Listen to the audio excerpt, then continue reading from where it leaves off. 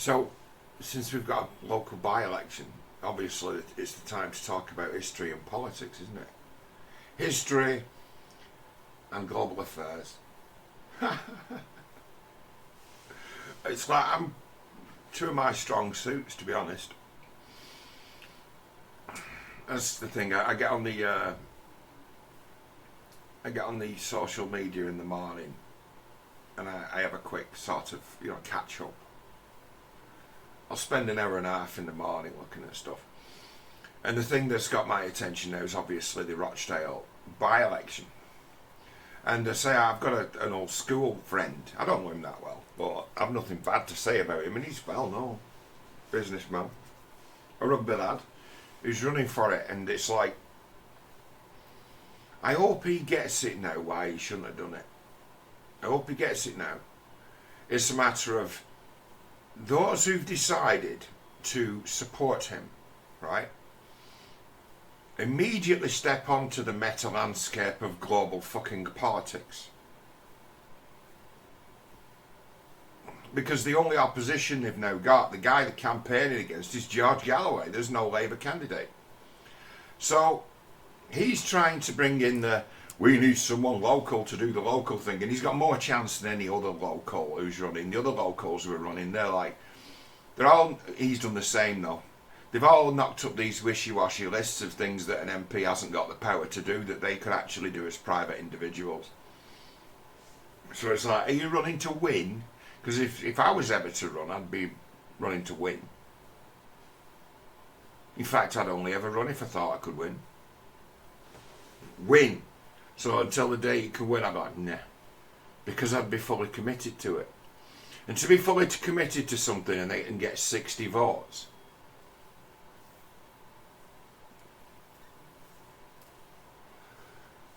even though you won all the fucking arguments, why? It's like, why do that? Why do that to yourself? So it's like,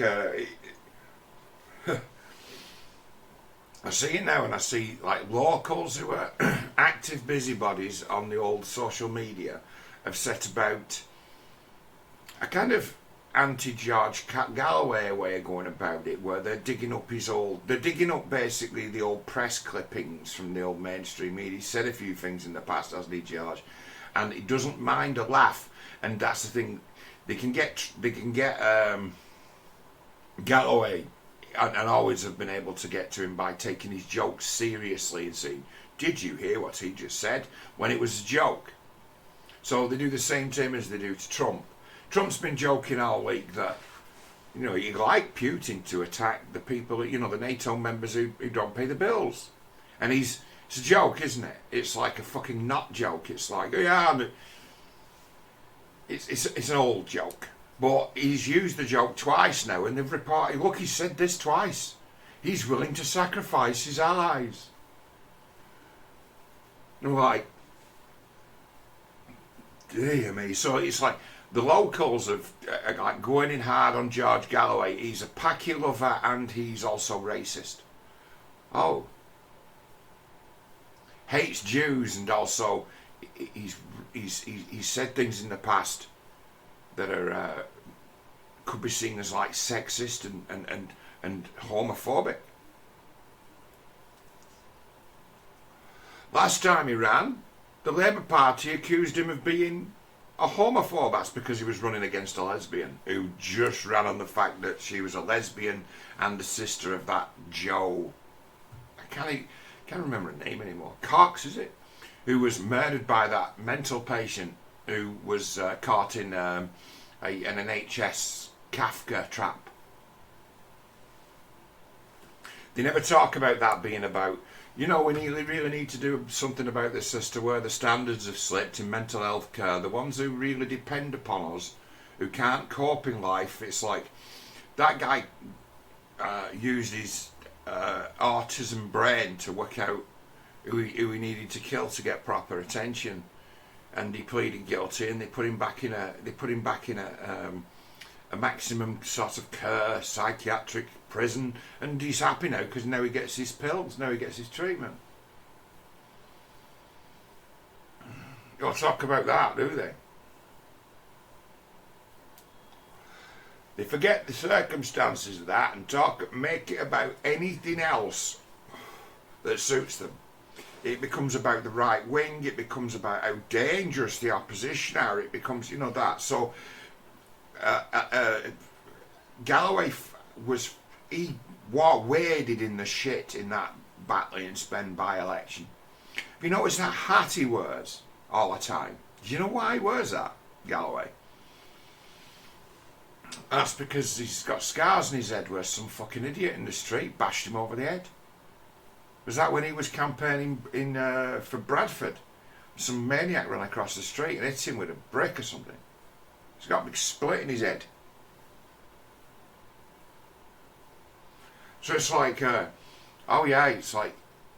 he's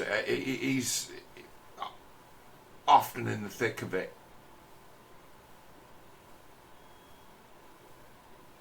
It's like, in some regards, it's like lesser men would have withdrawn from politics having had their head split open by a fucking idiot in the street, but he didn't. He just wears it like a badge of honour. In that way, you can't hurt Galloway. You just turn it against you. Just turn it into a fucking reason to be, a reason to continue. He'd see that as a sign. So you're not stopping with that. Wouldn't have been the first time he'd have seen that. He's been involved with union idiots before, and that'd be a matter of, fistful of fun in his past. Things he's been involved in, being involved in politics from such a young age. It's like, George Galloway is not the man you'd want to run your country. He would fucking destroy it. But he ain't running for Prime Minister, is he?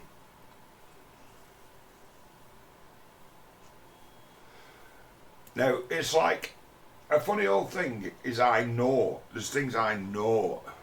And I know that 9/10 of those people online now who have decided to go Tully, right? And are basically posting old tabloid bullshit about George Galloway. Is like, you need to think of him in a different way. It's like, you might not like him, but those in the world who are really fucking you over, well, they are frightened of him. They'll keep fucking you over, and us over, working class people, but they're frightened of him. Oh no. So, he's the guy you send. That's the proposition he makes. It's like, you weigh up Galloway's pitch. It's like, you send me, I'll go and fuck him up for you. It's his pitch. I'm like, I can completely disregard what's going on in Gaza. Of course, it doesn't have any effect on me whatsoever. But if you want to shake up the council round here and all the politicians, basically give them a pill they cannot swallow, because none of them can compete with Galloway on their own turf, right? It's like, oh, my Christmas has come at once. In that sort of political sense, it's like they need shaking up. Someone needs to go in first to smash the enemy as a vanguard, so then the illusion of politics can go from this, of wider politics can be dispensed with. Because I'll tell you something about the fucking Labour Party around here, right? I get canvassers come to my door quite often because, I'm a poor person who lives in quite in essence, a South Central area. So it's like, where I live, it's like I live on one of the few council properties on the entire estate. So this would be Labour heartland. These are, working people live around here. So I get, it's in such a place where they come here and they start here. So the first house they'll knock on will be mine, because of the strange layout of the streets around here. If you're on foot, the best way of planning it is to come and knock on my door first. and do the whole estate from here. So I get them first. So I get them a lot.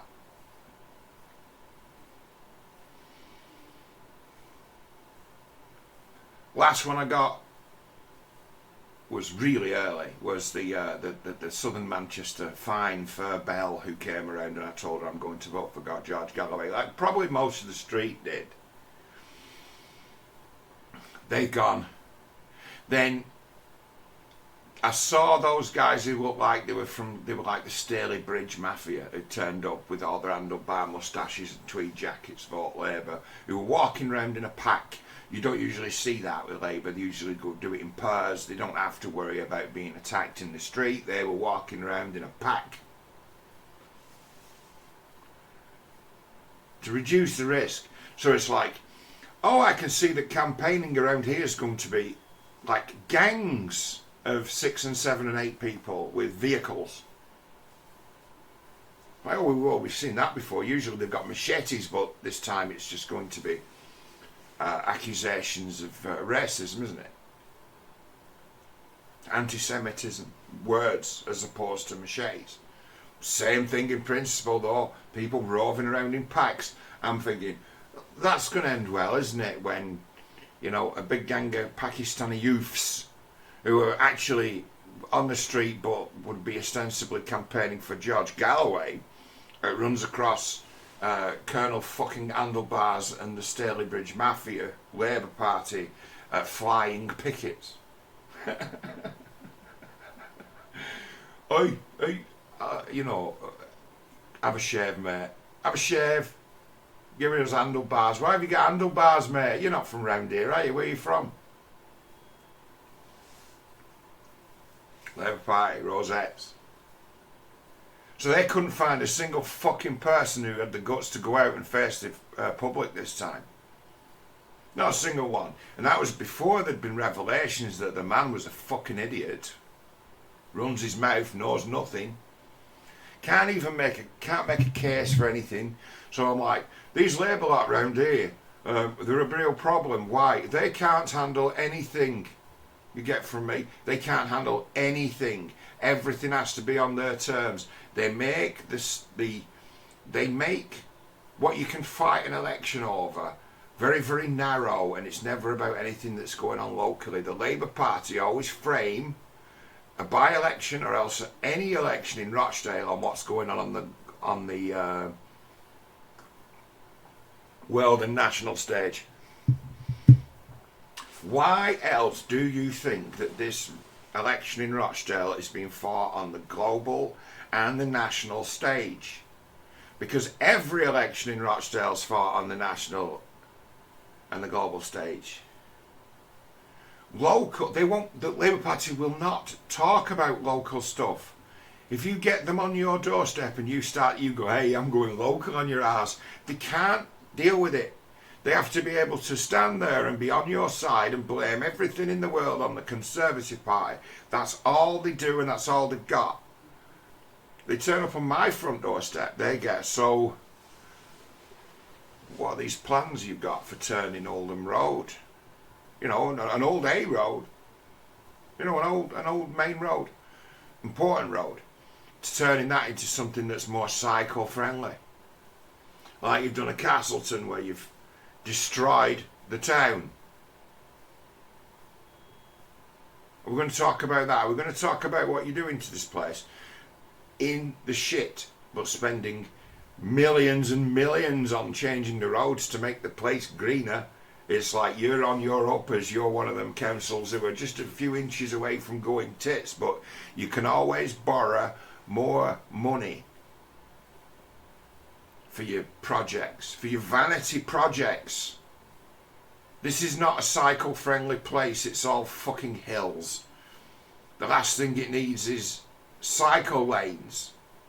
They're this, like, what, a few feet wide. No one's using that. But they're putting them up everywhere. You bring that up and throw that in their face, and the Labour lot, and they're like, oh, you want to climate change deniers? Shut down. We've got to do something to save the world. Oh, so you're not bothered about us saving the world then? That's this place. We're doing our bit towards net zero. Oh, okay. So I'm wrong for objecting to it because your goals to save the world are purer than my common sense. They mean more than my common sense, as to say, you're fucking with everybody and who's going to end up paying for all of this. It's like the interest payments alone are what are driving up our council tax bills 5% again this year. The interest payments are doing it. Have you noticed how the state of banking's changed in the last couple of years? Well, interest rates gone up. Well, that kind of kicks it to everyone. Base rates have gone up, and it's a matter of, you know, how much debt they carry. It's like it's all debt. They're pure cash flow. They don't have any money. It's all borrowed. Our council tax money goes straight to the banks. Interest rates go up. We're on for it. It just goes straight on our council tax bill. No one will ever foreclose on them, and no one will ever lose their job for lending them money. No institution. Fight based on that, as to say, the council has a sort of imperative to increase revenue, and they're willing to sacrifice you to do it, and they're willing to destroy your business in order to generate more revenue. And if you lose everything and you then become a source of work for them, it's a win-win. They have perverse incentives and a strange way of seeing the world. This town takes in an incredible number of immigrants, incredible numbers they take Rochdale over years. Don't go away and say, well, this year there's only, it's like, no, last 40, 50 and longer. Place has always been a magnet because the place was always jobs. There was always need for unskilled workers in Rochdale. Now there isn't, but the workers are still coming.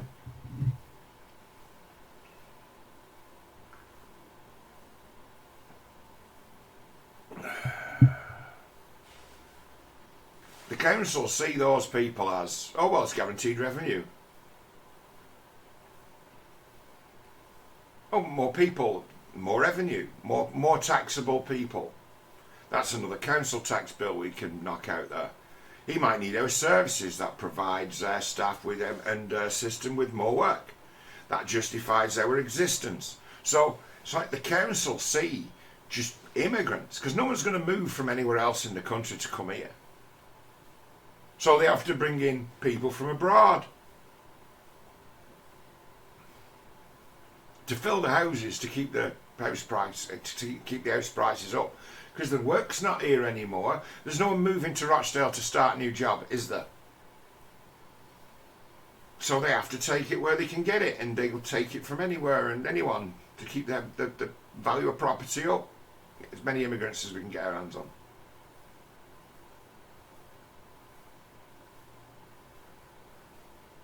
Buy an old pub, shut it down, do it up, turn it into 6 flats, immediately full. They didn't even advertise those and they're full. You're like, yeah, well, you see, there's a massive need for accommodation at the drop of a hat for people who arrive on coaches. See, this is a thing, it's about occupancy, this. It's about getting every last bit of scarcity out of property market to keep the house prices around here high, and how you know you end up with empty shops, don't you? High streets full of empty shops. And there's just a thing. It's like they're not particularly expensive to occupy, or they weren't. It's like the internet's changed everything, but you didn't adapt to it, and you made everyone who you made life difficult for everyone who tried to survive through it. It's like retail, forget it. So it's like if nobody wants to put it, if nobody wants to start a business in that commercial unit or else shop unit, it means that it's not cheap enough. It's not meeting the criteria for somebody who might want to, you know, start a business, open a business. You'd have to make it cheap. You'd have to practically be giving away the rent.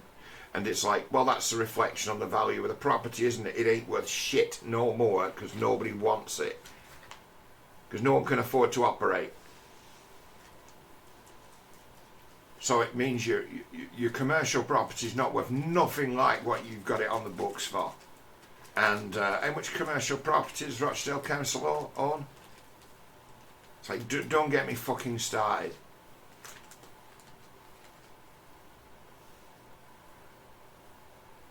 It's like this town is, that the council's debt is enough to sink it. The reason why the banks will never foreclose is because you can't escape from paying your council tax. And they know it, and they operate on that basis. Well, we'll set the bailiffs on them. They have to pay us. We can do whatever we want. They can't stop us. You ever tried going up against Jacob's bailiffs? Fucking wonderful people they are to deal with. You ever got in trouble with them where they charge you like £100 to turn up to come and knock on your door to tell you that they're after you? Oh, how much fun in the past I've had with Rochdale Council. You know, I paid Rochdale Council a year's council tax when I left my old house, when I used to own my own house. When I left, when I'm moving out, I'm like, I don't want you chasing me nowhere for this money. So I went down with cash and paid up my council tax account on the house. And I had a receipt. And that money never hit the system.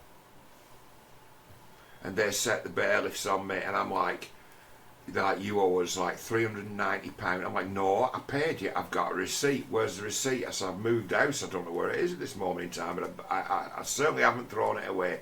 Get them to check again. I've paid. And then I eventually found the receipt, right? When I found the receipt, immediately the council found the money. But they left me paying something like £400 in costs to these bailiffs that they'd set on me. So I know what it's like when you come a cropper of the council tax. They come after you. They actually come looking for you. And if you do what I did and close the account, pay up and move, they're going to chase you where you move to. And they came after me like I was some runaway debtor. Someone who, we've tracked you down, hiding.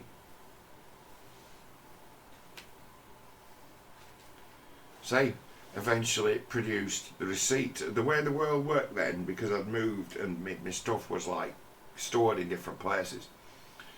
The receipt I was looking for ended up, it was in an old like Nike shoebox that was living on top of my television, with all kinds of other bits of paperwork. Refound my paperwork, and suddenly someone down at the council's found this mystery payment that I made.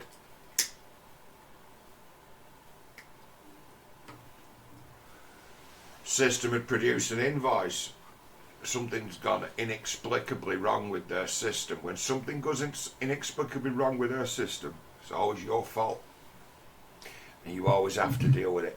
You have to fend off the bailiffs and solve the problem yourself, and then they'll just pretend none of it happened. That's the council. Although, to the same degree, I know a lad once who owed £450 in the old poll tax, and he went in poll tax house in Rochdale, Boulders Brass, and paid them that money in counterfeit 20s. And when I heard about it, I fucking cheered. I'm like, fair enough. Fuck 'em. So it's like the two worlds exist. We hate them and they hate us. I can, raise a glass to someone who had the neck to go in there and give them 25 quid's worth of forged money to settle a £450 debt. Hats off.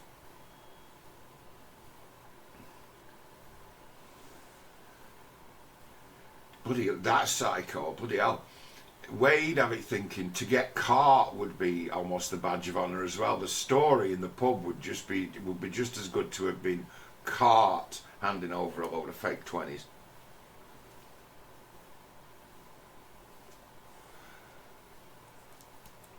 Clever lad, worked it out. He says the dumbest shit in that place, you could feed him anything. So even if they knew they were taking bent monies, they wouldn't say nothing, because then they'd have to deal with it, wouldn't they? And like, dirty criminal minds of genius in this town. It's like, that's what we're good at round here.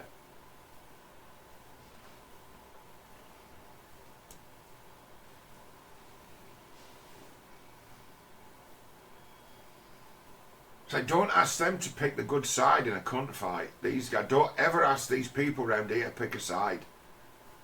Do not. It's like, you're crazy. Don't play that game round here. It's like the Labour Party have set an incredible trap for themselves. The canvassers come round here and they usually tell me what's been the front page news in The Guardian for the last 3 or 4 days and get real angry that I don't give a fuck. It's like, it's Rochdale this. Should we not talk about Rochdale? We're coming up on a council election and you want to talk to me about what's on the front page of The Guardian and you want to hate on Tories, right, who are the sitting government and not the establishment anymore. It's like, your lot have ideologically captured all the institutions and your lot are the ones who are turning the world into a crazy place. But you will blame everything that ever goes wrong on Rishi Sunak and it be a matter of how much fucking control has he got in the 24-hour day to fuck with you.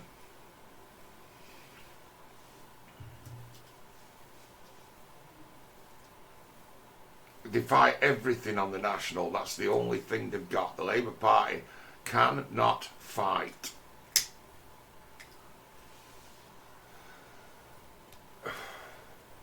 They've in essence criminalised objections to their bullshit. Because they can make it about anything and decide to be offended. So, to be a by-election in Rochdale, there's never been an election in Rochdale fought on the issues of Rochdale, ever. Not council election, not by-election. Every election's always been made by the Labour Party a referendum on how you think the government are doing when they were in power, or else what horrible bastards those terrible Tories are, and if only they'd give us more money, we'd be able to solve all these problems. And that's their answer to everything, is to create more jobs for the boys.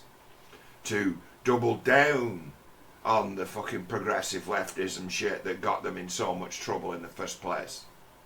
It's a system they have that deconstructs everything. And synthesizes it, as they say.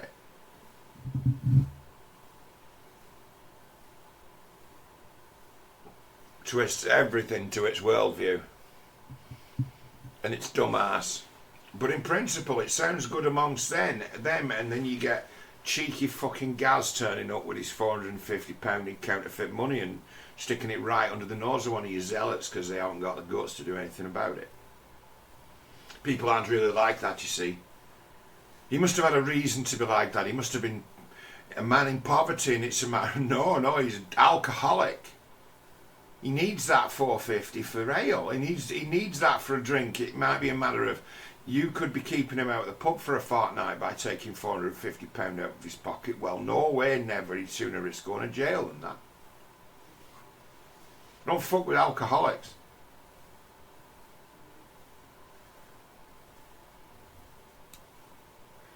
This is that kind of place. Any piss take, any exploit, any scam, go for it. They'll believe any lie you tell them, as long as it suits their worldview. Playing the victim to bully the government always works. Playing the victim to bully and bullying the NHS always works. So,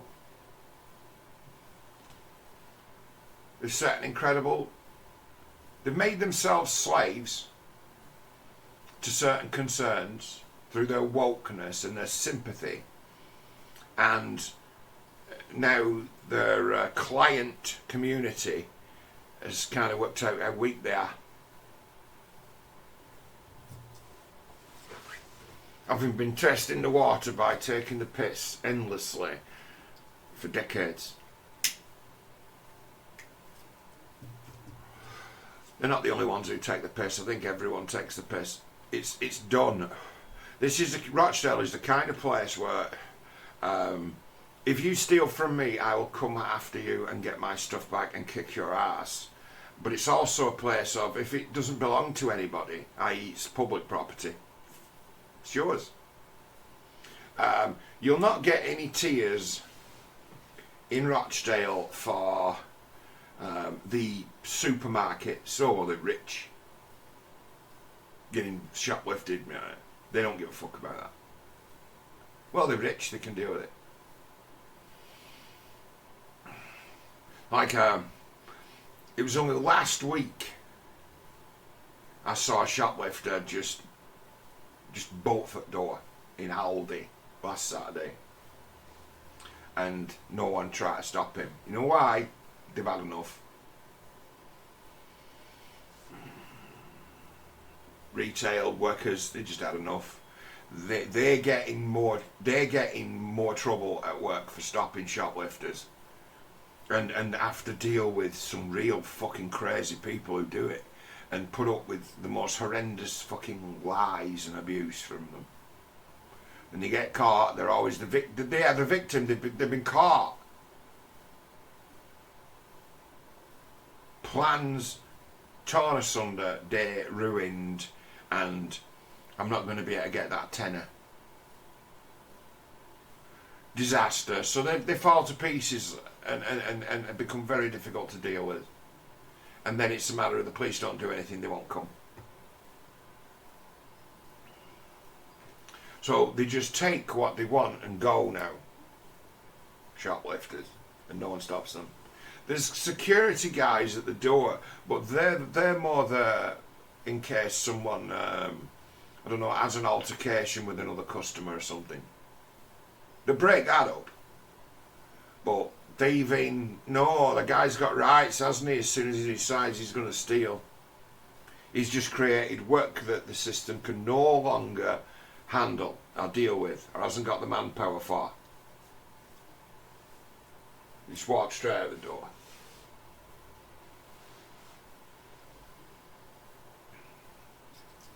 So retail is bad nowadays. It's demoralising.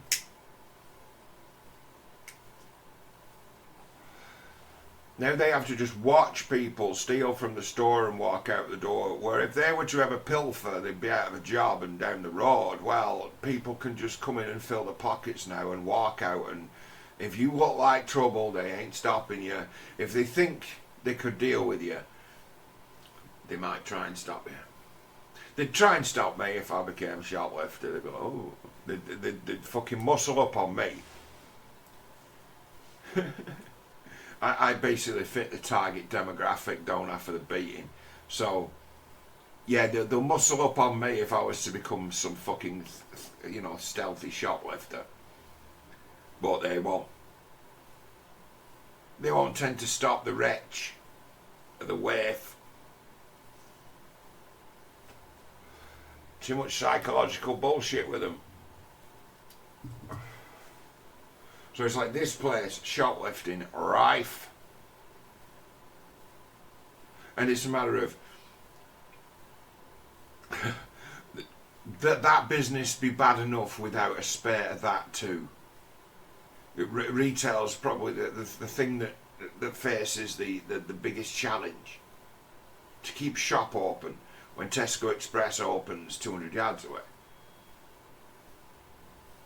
And you when they were planning fairs, you're like, hang on a minute, I've got a successful business here, I run this shop, this is kind of my patch, opening that 200 yards away, it's going to affect my business, and you would object to the fucking council, and you'd make a valid objection to the council and say, you are putting me out of business, and then the council gives Tesco planning permission, they build the Tesco Express, and you go out of business, and it's, well, you failed, didn't you? Well, you would say that, wouldn't you? You couldn't compete. That's who our council are. They're a rubber stamp. Look at the state of how they've been able to even muscle in on the corner shop. They want it all, and with the help of their friends on the council, they're going to get it all, and they've probably already got it all. Do you think of every small business that ran sort of a grocery come newsagent mini market concern? Do you think if every one of them went out of business overnight that the supermarkets couldn't pick up the shortfall? Pretty sure they could.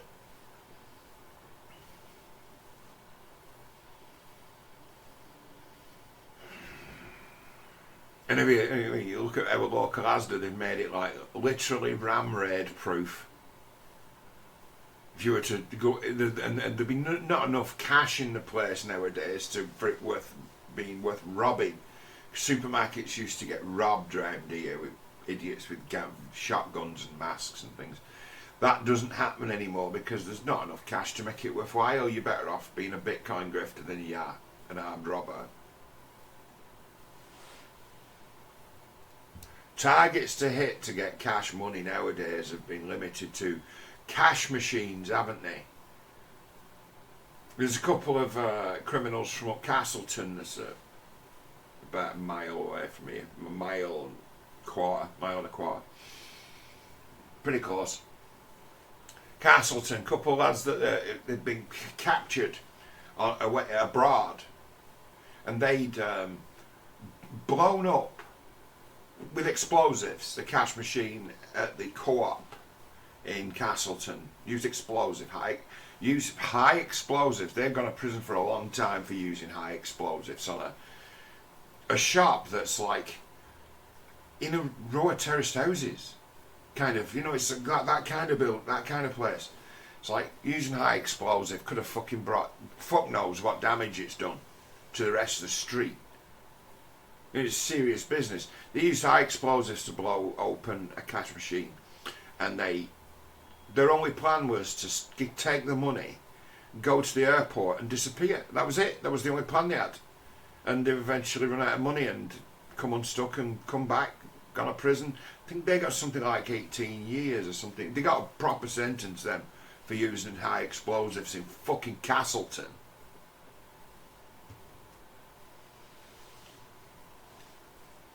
So they were lucky they didn't smash every window for half a mile.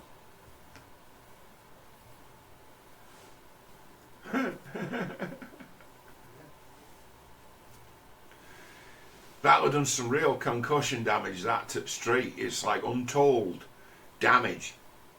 Setting out using high explosives to blow up a cash machine to get the money out.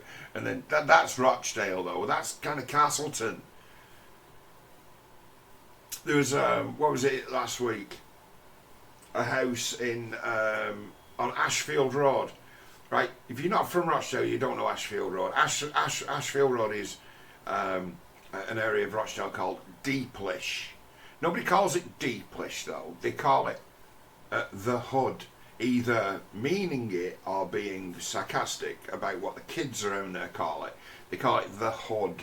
That's where you've got like Pakistani gangster rapper hanging around, sitting on the bonnet of his shit car with his mate with his phone, and he's spitting rhymes. Those kind of kids, the Deepish, the Hood.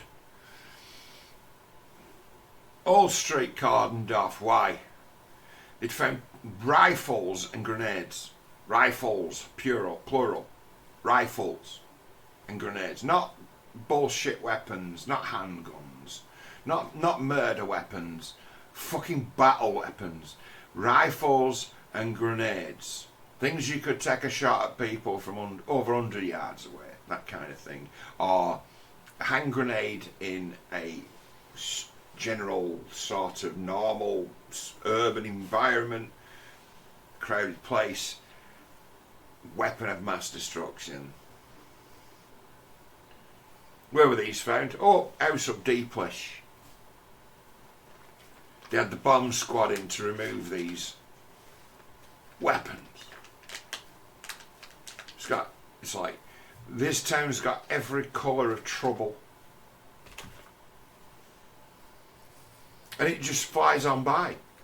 You can now that there's it's weird. It's like, for years we never really had local media, just word of mouth. But everyone knew things, but you would never have read it in a newspaper. It's kind of like that now, but incident by incident, it kind of paints a picture of what is it going to be today? What is it going to be tomorrow? What's the next working class atrocity to happen in Rochdale? What's the next senseless death? And it'd be what's fucky today? Well, just the usual high-speed car crashes that happen. What now appear to be every day. It's been 2 weeks since somebody drove a car into a building. 2 weeks. So, you know, that's good, obviously. So we're due another one of them. It's like, the world can't handle Rochdale, right? Or its realities. So its politics have to be about somewhere else. They have to be. Because a pragmatic eye of this town, someone to tell you the truth as to, you know, this place is dangerous. To tell people that is to, oh, you're just down on it. There's lovely parts. You're just looking on the bad side of it, and it's a matter of, well, the bad sides where, you know, cancer tends to spread and become malignant. We can talk about it, or we can just let it slide, but one way or another it's going to fucking kill you in the end. Someone's got to keep an eye on it. And it's a preoccupation for a lot of folk around here as to what the cheeky bastards things people do around here. Nothing stays the talk of the town a lot for long, because something else comes along that's just as fucked up. See, punch drunk and then it'd be, you know, you speak of it.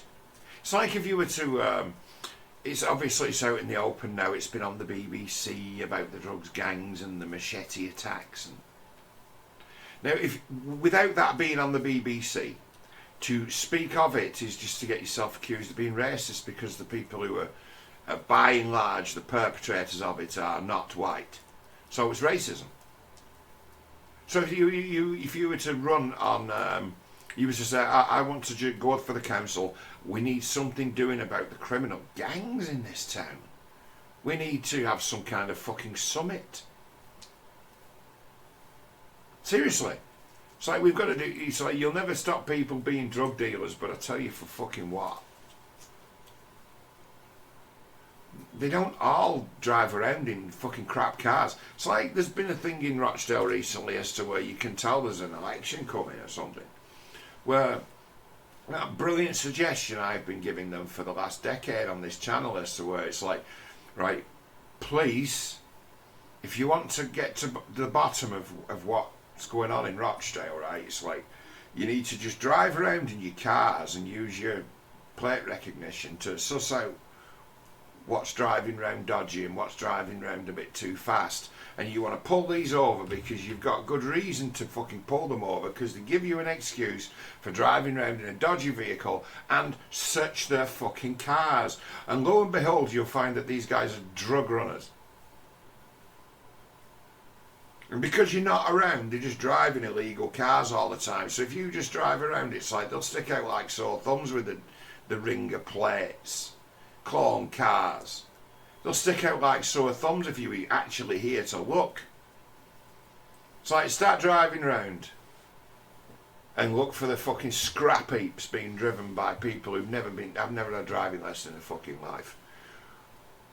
Pull them over, take the drugs off them, sweat them, and send a message, you know, either get information out of them or send them home to panic and follow them, investigate the fuckers. You'd find all sorts. It's like you'd find more criminality than you could ever want to deal with. Well, they won't, but they've started doing it. Not enough, but they've picked up 2 or 3 in the last couple of weeks, and it's a matter of people dealing out of cars where the car is the office, the car is the business, the car is like the Lincoln lawyer, but drug dealers. They've finally worked that out, and they've finally started picking a couple of them up, but it's like, you picked up a couple during the fucking day, didn't you, who were real stupid. Is that ever you fancy policing the place at night?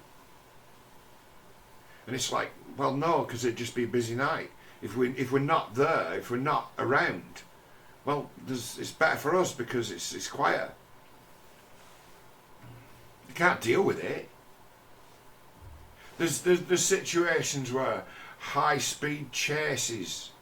There was one the other day, a high-speed chase broke out. Similar line. High-speed chase broke out. Cop car spots fucking unlicensed, untaxed vehicle. Decides to turn his lights on. Lad in vehicles carrying heroin.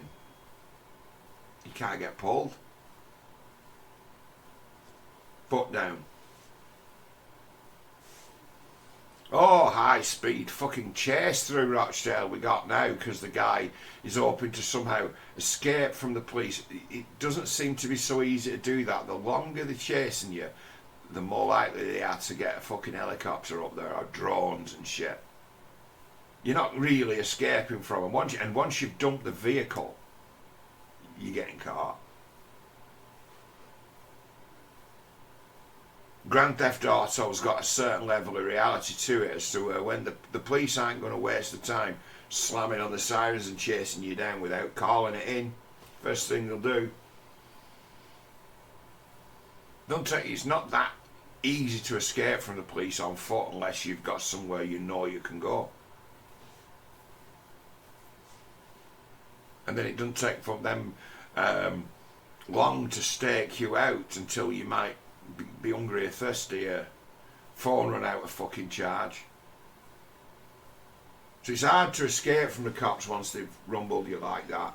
Some things they're good at. They're good at chasing people down. They're quite good at. Do a good job of it. But it's a matter of what choice has that fucking idiot in that car got? It's like you're working as a drug dealer out of a fucking bent vehicle, and how do you expect not to get caught? And it's a matter of, well, he's probably been getting away with it for 6 months. Where if this were a real fucking country, you'd last a week, wouldn't you? Driving around in a bent car, being a drug dealer, so driving all over the place. It's like you would never get, you'd never get a conversation with any of the canvassers who talk politics around here. You can't go there. You can't talk about the place, right? You can't talk about the place. But they will indulge you if you want to talk to them about the hooded claw, mysterious white van man who does all the fly tipping. They'll cry about that because you can blame it on the hooded claw, can't you? The white van man. The gremlins, you can blame that on the furries and the gypsies, can't you? They'll talk about that. But they won't talk about the how easy it would be to actually police this town's roads and force it, basically force its criminal elements to be more discreet and more professional. You could do that. They could, and that wouldn't take so much. I'm not saying we'll end crime in old Detroit in 24 hours. It's like, no, you force them to be more discreet. To keep a fucking lid on it. You can do that. And what does that entail? A couple of cop cars driving around the town all the time. Available. And it'd be so simple as put a speed gun, sit there down here in a lay-by with a fucking speed gun from coming up Edenfield Road.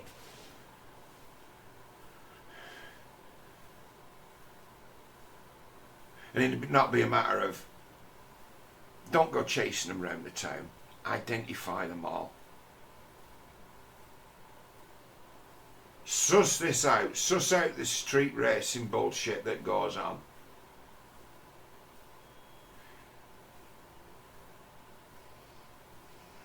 Suss out how now the guy who works out of his car as a drug dealer can also have the perfect cover of driving Uber Eats as well. Show how, point to that as to no one thought about the repercussions of that bullshit. So drug dealers were quite able to operate during the complete lockdown period of the COVID-19 because they all became Uber drivers. They all just fucking got the app. Have you got a reason to be out driving? Yes, I'm a Just Eat driver. You show them the bag.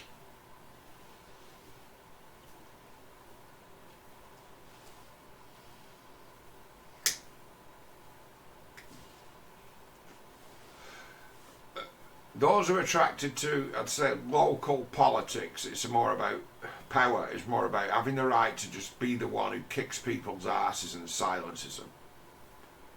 And they've got all kinds of rules, haven't they, as to what you can and can't talk about. They don't seem to give a shit about what people do as long as it doesn't affect them.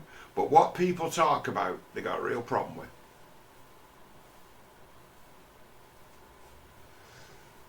You could have it where there's scum out in the town ruining people's lives actively and they're alright with them.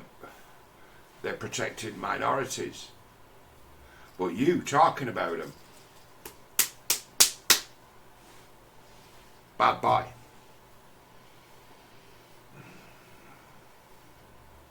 That's what Rochdale is. So it's like we should be talking about local issues, like never been done in this town. It's never had an election fought on anything local. Ever. They will not engage on it. That's their business. They don't have to share it with you. They tell you what they've decided after you voted for them. That's how it works around here. It's always about what's going on in the country. It's always about what's going on in the wider world. So for people now to say, oh, they're running just based on Gaza, it's like, well, it's not the first time. But generally the Labour Party would be running with that one.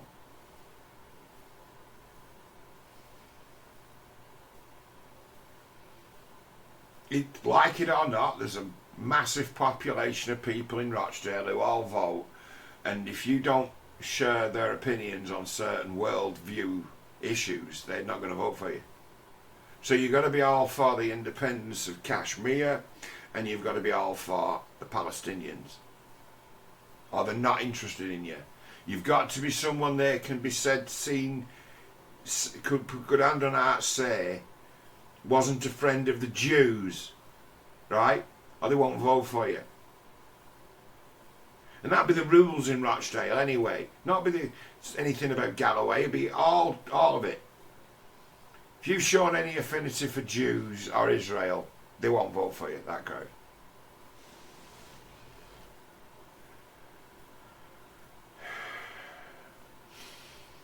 There's other kinds of leftism that are operating. That's not. They don't all fall into the sort of into the big tent of the Labour Party. Let's say those who were once the Corbynistas, the big intake of new membership and new blood that came into the Labour Party when they opened it to the public, where you just had to pay a couple of quid to join so you could vote in the leadership election.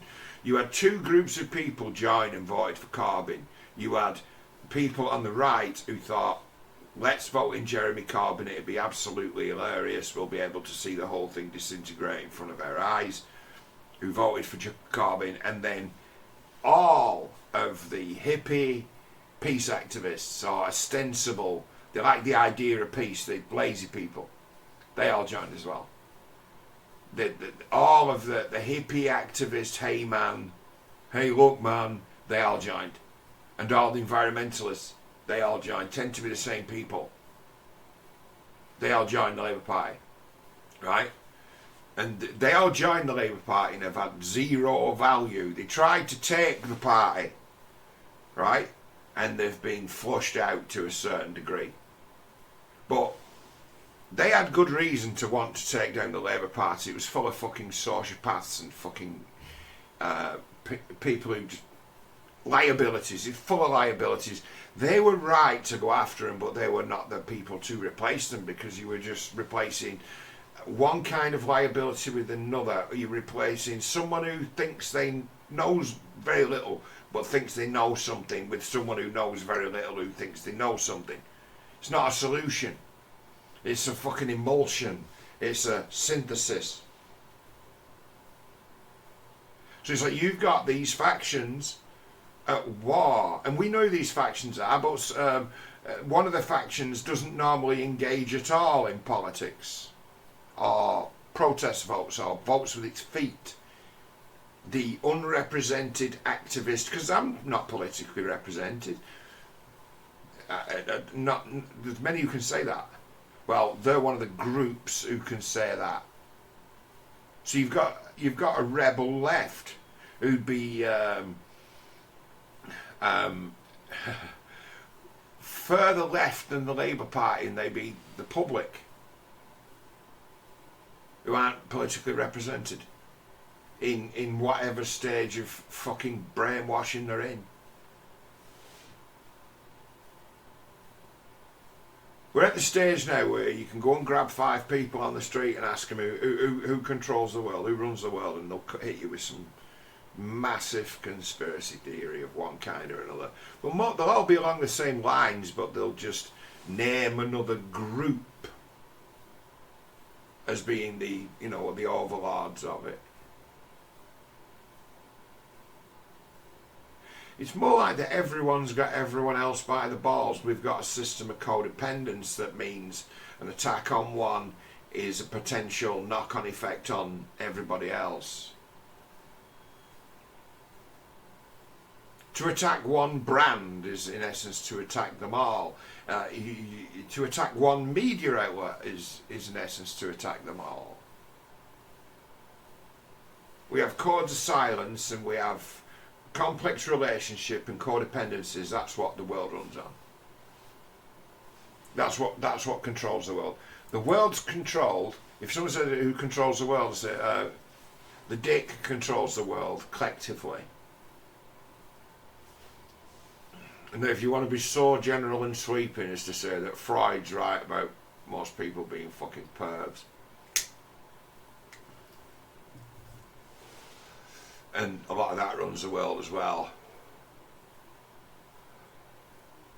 How often has the interests of this country been sold down the road because some fucking politician or else famous person liked the look of a bit of young pussy?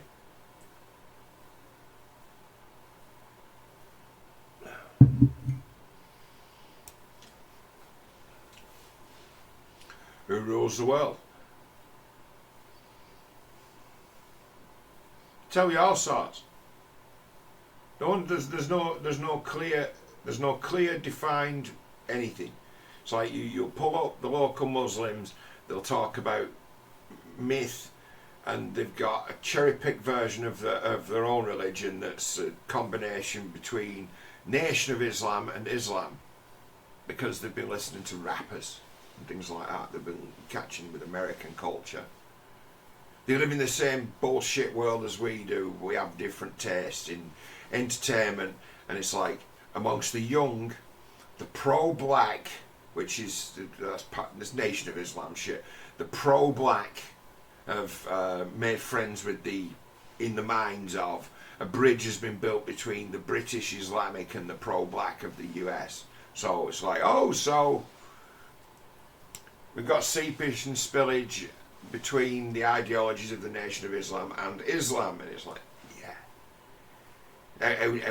how Islam develops that culture, black culture, and the tactics of the BLM and the like. It's like, oh, fits them right down to the ground. So we have that level of consciousness embedded in our town.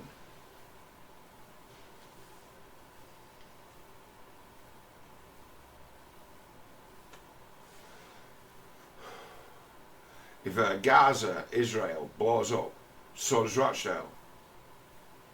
It's like the two places are intrinsically linked. They are.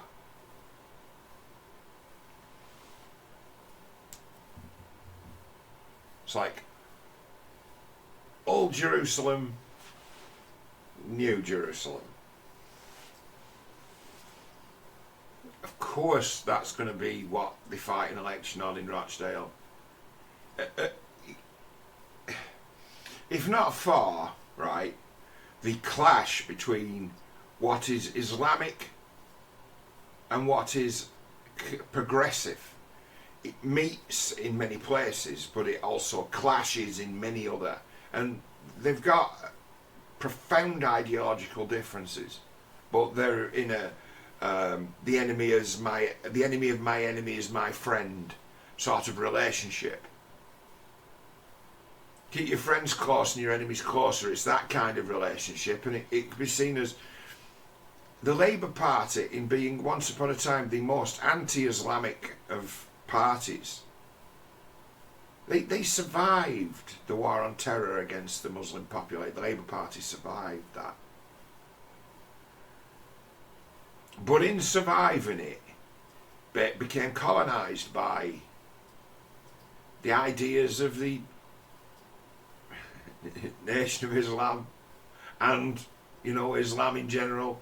And then you've got it where who are the elites who would call themselves the intellectual elites amongst the Muslims? Would it be the Sufi? It's like they're claiming to be the more enlightened Muslims. It's like that kind of let's call it shop window Islam appeals to the hippie set. So in some regards, this force of this sort of anti-war Palestinian alliance, it finds really peculiar common ground that's not built on anything.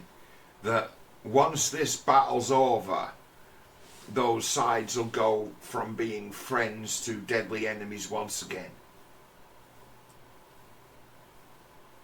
It's all caught up in the one thing, but when the one thing dissipates, they'll go back to the petty rivalries and power plays as they did before. And we'll probably chastise anyone who, hey, remember that we fought an election in Rochdale based on the situation in a fucking foreign country. In a country, England, right, as to where it doesn't matter a fucking shit what we think about that war. There's nothing we can do to stop it, or else, except for obviously nuking them all. We have got the ability to do that, but that's counterproductive, isn't it? Everyone would hate us for it. So we can't actually do anything apart from nuke them all. We can technically nuke them all. All of them. We can just kill them all and be rid of the whole fucking situation. Give ourselves a different set of problems. But there's nothing this country can do to alter the state of affairs in Israel. You must understand this. If you follow me, you know where I stand, and where I stand on that subject I'm as right now as I was back then. There's no turning off what Israel are going to do in response to what happened on October the 7th. They've got the green light from the boss to late to ruin. There's no way of stopping them. They're not going to stop, and they're not going to be seen to be weak to have to agree to a ceasefire that could be then in the future used as some kind of ammunition as to say, hey, we won, they didn't destroy us. Because so we won. We won, they didn't destroy us, we won. That's not happening again. So they're not going to. There's nothing this country can do that would convince Israel to stop the war. Nothing. So it doesn't even matter. It's academic. I'm not on anyone's side. I don't like war, but I can see what they're doing. I can see why Israel have gone in as hard as they've gone in, and I can see why they're never going to stop.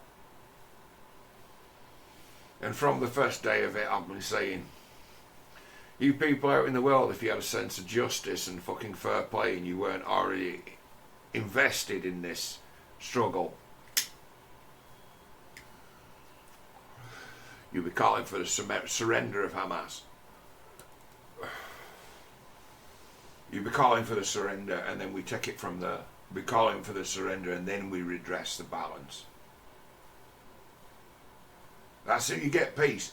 That's how peace would have come if everyone in the world who had a fucking mouth to mouth off demanded, at the time when it happened, that Hamas surrender. It'd been all over.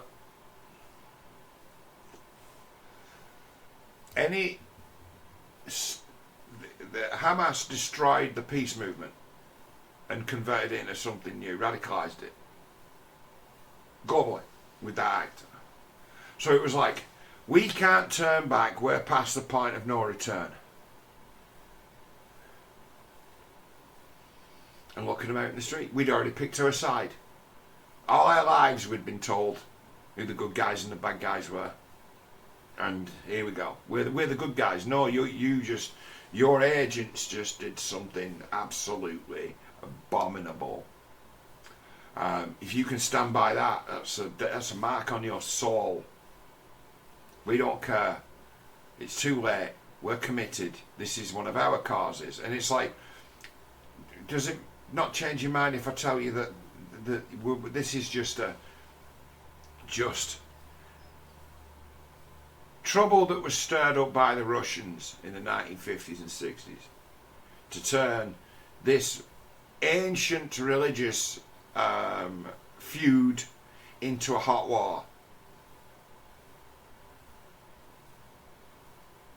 It's a theatre of the Cold War that's never been addressed as a theatre of the Cold War. And people say, Russia involved in the Arab-Israeli... He absolutely provided all the weapons, absolutely.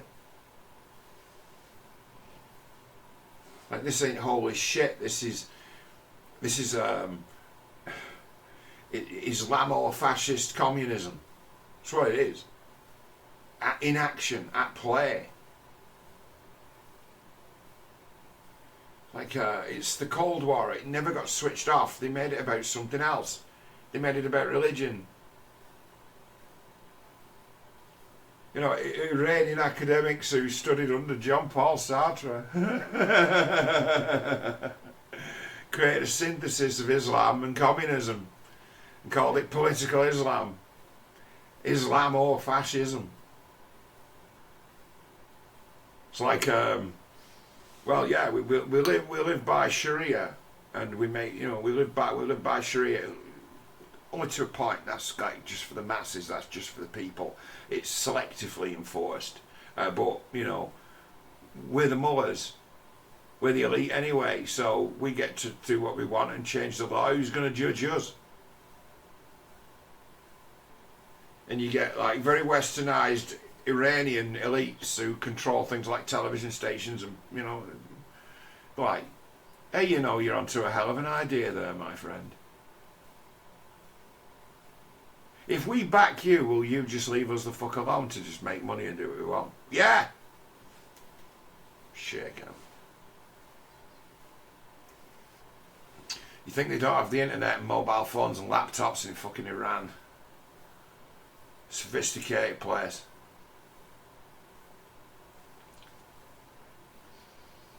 It's like people get suckered into thinking that Islam's some kind of Stone Age thing, and when they think of Islam, they think of sort of a Islamic kind of dress, and they think of chanting, and they think of sand, and they think of ancient places, and think of ancient understandings, and Islam's looking back like this, just like this, because this is the way, isn't it? Islam is like this. On its mobile phone, trolling you with a false name.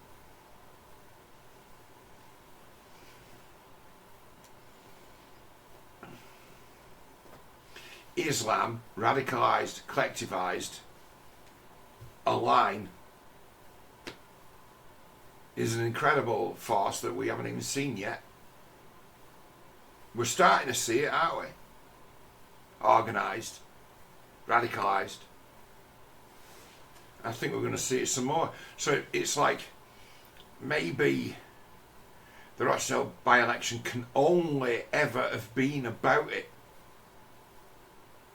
Maybe it's a gift that's fallen into our laps that was set into motion where, in essence, Labour replaced Simon Dankzuck in Rochdale with an MP who spent his entire tenure on the sick, practically, and was not a fit man when he was in the job.